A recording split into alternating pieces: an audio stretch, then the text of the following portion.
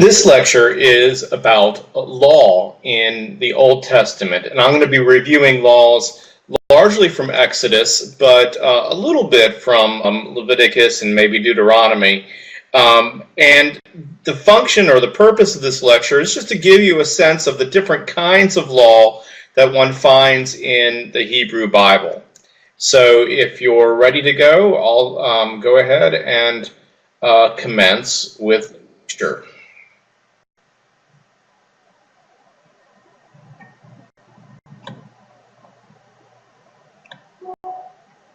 Now, when we look at the rest of Exodus, we began talking about Exodus last week. The rest of Exodus can be divided in, well, the second part of Exodus is all law, right? Chapters 19 through 21 are basically the covenant that Moses makes with God and the reception of the Ten Commandments. That's sort of the narrative that is there. And then following the Ten Commandments, you have one of the main law books in the Old Testament, the Covenant Code. And you can see how the Covenant Code can be divided here in chapters 20 through 23. It's very, very interesting material here in the Covenant Code. As you read it, you'll find that a lot of these laws help to demonstrate the laws for worship, but also for case law and some apodictic laws and ritual calendar and so on and so forth. So y'all can look through those laws as you get a chance. I'll be talking about more of those covenant code laws as this lecture progresses. So you might want to pause and open your Bible to Exodus 20:22 to be ready to talk about some of those. If you look through the rest of Exodus, 24:1 through 18 describes how the Ten Commandments, the Sinai Covenant, was ratified. So there's kind of a narrative in there. And again, you see a lot of covenant terminology and basically this ratification ceremony, fascinating stuff that belongs to the discussion of covenant. And then really from 25 through 40, you have descriptions about how the tabernacle was to be built and designed. So this end of Exodus is leading up to the book of Leviticus, where you have all of the holiness material in it. If you look at the Torah as altogether, you have different law codes. You have the Decalogue, which is repeated twice. So the Ten Commandments in Exodus 20 and then in Deuteronomy 5. There's basically two different versions of the Decalogue. You have the Covenant Code, which I just talked about, Exodus 20 through 23. And then you have what's called the Ritual Decalogue, which is a sort of a description of various ritual things having to do with ritual and worship. And then the Holiness Code in Leviticus 17 through 26, which governs the life and the work of the priest. And then you have another a set of laws in Deuteronomy in chapters 12 through 26, making up the heart of Deuteronomy, a very different set of laws. Well, not very different, but somewhat different than, say, the laws that you might find in the Covenant Code, but similar to them, but for a later time, perhaps. Now, in general, you'll find in the Old Testament two kinds of laws. There's casuistic and apodictic. Casuistic are case-by-case laws. They take one specific case and they govern it. They talk about the different situations and different settings that one might apply the law to. So not all law has to be applied, right? You can make a pronouncement, thou shalt not kill. That's apodictic. But in casuistic law, you say, well, what happens if someone killed someone by accident? What if they had a tree on their property and the tree fell on someone and killed them? Well, what happens then, right? And it goes through all those different cases that one might come upon and interprets the law. So casuistic is law that is interpreted based upon various contexts and settings. Apodictic law, those are usually these very brief, rhythmic, terse sets of laws that occur in a series, usually, and they're good for all occasions. They're universal. Don't steal. Don't commit adultery. Don't murder. All these sort of very basic, they're not necessarily bound to a social setting. They're good for different cultures at different times, and they're short, they're brief, and often are arranged in groups. So we'll talk about some of both of these laws to illustrate it. Linguistic laws. Like I said, these come from the situations of everyday life, and they're a lot of fun to read because a lot of times they give us a sense of sort of the agrarian nature of the society at that time and how they made decisions. And so these can be a lot of fun. They're not necessarily universally applicable. In fact, it would be very difficult for many of us to apply these laws to our contemporary times, or you'd have to use imagination to do it. You could do it, but you could use imagination to reinterpret them into contemporary times. They're more focused on the situations and issues having to do with everyday life. Oh, a good one of these here. Let's just look at Exodus 21:18. When individuals quarrel and one strikes the other with a stone or a fist, so that the injured party, though not dead, is confined to bed, but recovers and walks around outside with the help of the staff, then the assailant shall be free of liability except to pay for the loss of time and to arrange for full recovery. Okay, interesting. Another case, when a slave owner strikes a male or female slave with a rod and the slave dies immediately, the owner shall be punished. But if the slave survives a day or two, there is no punishment, for the slave is the owner's property. Now that's clearly out of the context in which we're reading, right? We don't have slaves today. But in that society, a slave owner who killed a slave almost immediately would be liable to punishment. Someone who just maimed their slave for a few days, they would not be liable to punishment because the slave was their property. And we can't imagine a world like that today, right? At least not in our contemporary American society. In verses 22 through 24, when people who are fighting injure a pregnant woman so that there's a miscarriage, and yet no farther harm follows, the one responsible shall be fined what the woman's husband demands, paying as much as the judge determine. Again, this has to do with gender roles and personal injury.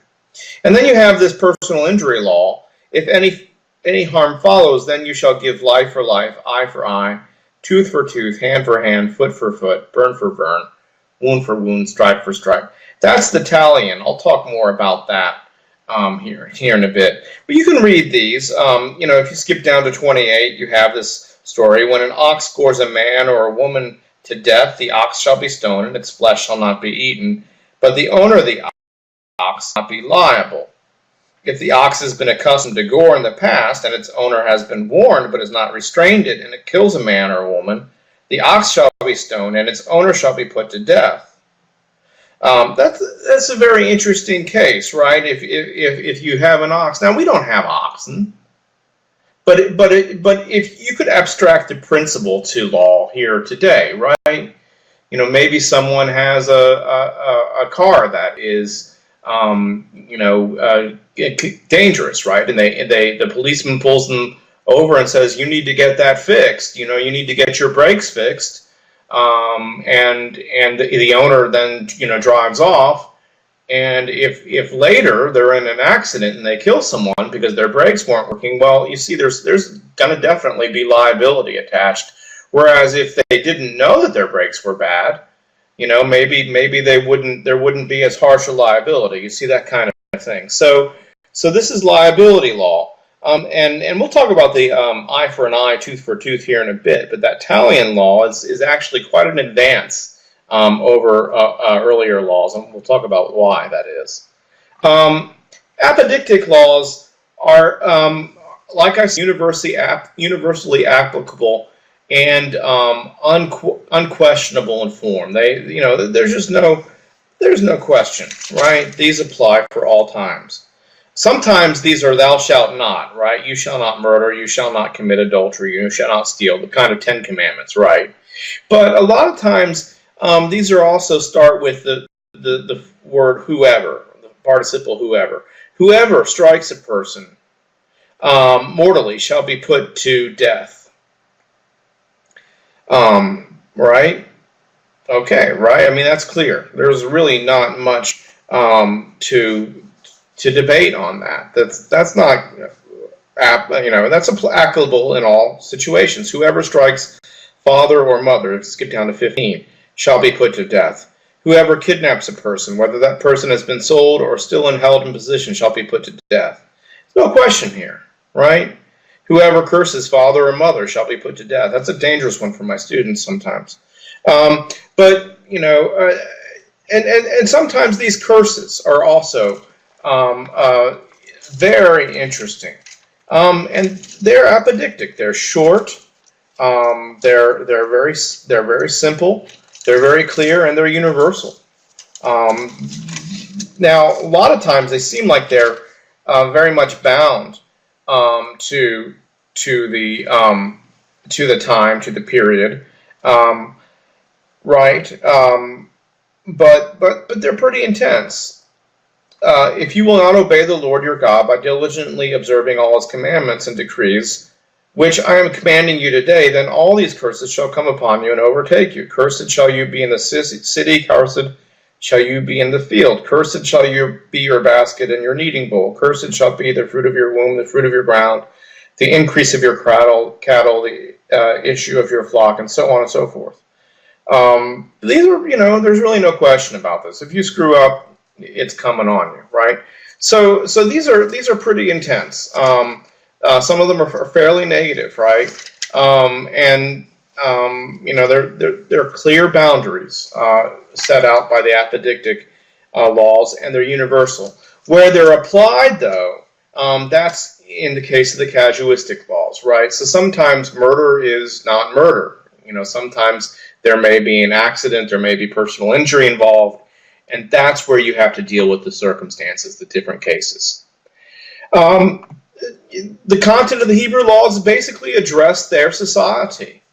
There are some, fascinating sexual taboos and laws about adultery and rape. And here you can look at Leviticus 18 for some of those taboo laws. You have that goring ox, which I just talked about. The story about the battery and miscarriages, all of these things for personal injury, and of course the talion as the overall rule. Now again, the talion, this eye for an eye, tooth for a tooth thing, well, that's equal retribution. And that's actually a very positive advance, because when you do equal retribution, if I lose my eye while I'm working for you on the farm, maybe I have the ability to take out your eye. Now, of course, this is all valued out. What's the value of an eye? Well, maybe it's 100 shekels. And so you give me 100 shekels, and that's like you've lost your eye, and I've lost my eye. The 100 shekels will support me for the time in which my eye needs to heal and help compensate me for the time. Maybe it's 1,000 shekels. Maybe it's 1,000,000 shekels. I don't know. But it'll help support me for the time that I'm disabled from using that eye. Right, that's what the talion does. What it prevents is someone taking revenge. So, you took my eye. Well, I'm going to take not only your eye, but I'm going to take your tooth, and I'm going to take your sister's tooth. Right, this idea that can build into family feuds and cultural feuds and battles. So it keeps people from taking the law into their own hands, because it says there's equal retribution for equal harm. Eye for an eye, tooth for a tooth. It's not meant to be taken literally, but the value is assessed of a tooth. The value is assessed of an eye, and so on and so forth. Of course, these laws govern homicide and theft, and the cultic laws, which we'll talk about here in a bit when we get into Leviticus. But some of the most fascinating laws here in the Hebrew law code are laws having to do with social welfare and protecting those who are the poor. And there's a real sense of justice in some of these laws, and these are some of the most fascinating ones for me. If you look at Exodus 22, starting in verse 21. Exodus 22:21. You shall not wrong or oppress a resident alien, for you are aliens in the land of Egypt. And it goes on in 22 and the following. You shall not abuse any widow or orphan. If you do abuse them, when they cry out to me, I will surely heed their cry. My wrath will burn. And I will kill you with your sword, and your wives will become widows, and your children orphans. Right? There's this idea that there's this protection for those who are the widows and the orphans. Then there's protection for debtors and creditors, if you keep on reading. And if you lend money to my people, to the poor among you, you shall not deal with them as a creditor. You shall not exact interest from them. Don't take advantage of someone who has need. If you take your neighbor's cloak and pawn, you shall restore it before the sun goes down, so that they aren't cold at night, right? So if you take it in pawn for another piece of property, give it back to them at night. For it may be your neighbor's only clothing to use as a cover. In what else shall that person sleep? And if your neighbor cries out to me, I will listen, for I am compassionate. Right? This shows a God of mercy, a God of justice. Or if you skip down to 23:10, I think this is interesting. For 6 years you shall sow your land and gather in its yield. But the 7th year you shall let it rest and lie fallow, so that the poor of your people may eat. And what they leave, the wild animals may eat. You shall do the same with your vineyard and with your olive orchard. These sabbatical laws are fascinating. 6 days you shall do your work, but on the 7th you shall have rest, so that your ox and your donkey may have relief, and your homeborn slave and the resident alien may be refreshed. Be attentive to all that I have said to you. Do not invoke the names of other gods. Do not let them be heard on your lips. So this idea of the sabbatical release, right? Don't work your people to death. And this is a great one. I've had some bosses who work themselves to death, and then the rest of us also have to work themselves to death, and it's just it sets up this enmity and this sense of injustice. You know what? Be fair. Take a rest as God took a rest, and also allow those under you, the slave, the ox, and others, to take a rest. But this idea of letting the land lie fallow, give the land a break. Right, it's eco-friendly. Every 7th year, letting the land restore itself. It's also necessary. In ancient agriculture, they didn't have the kinds of fertilizer that we had, so the land had to naturally restore itself. It couldn't be overworked. But in that 7th year, it would also naturally shoot up the wild grains, the wild oats from what had been out there the previous 6 years. And that was for the poor, right? This is a society where excess is not thrown away, but where people, where there's sharing with those who are on the margins, and they're allowed to take from that which grows over. Right? It's a wonderful, wonderful way of protecting those who are poor, the gleanings. So these are great laws and fascinating. They really give us an insight into the agrarian nature, but show us that the content of the Hebrew laws govern all of society, and that God in the Hebrew laws is a God of mercy and a God of justice. Okay, I hope you've gotten a good sense for a lot of these laws. You'll find them fascinating when you dig into them, and I hope you really enjoy reading them. All right. Thank you for listening.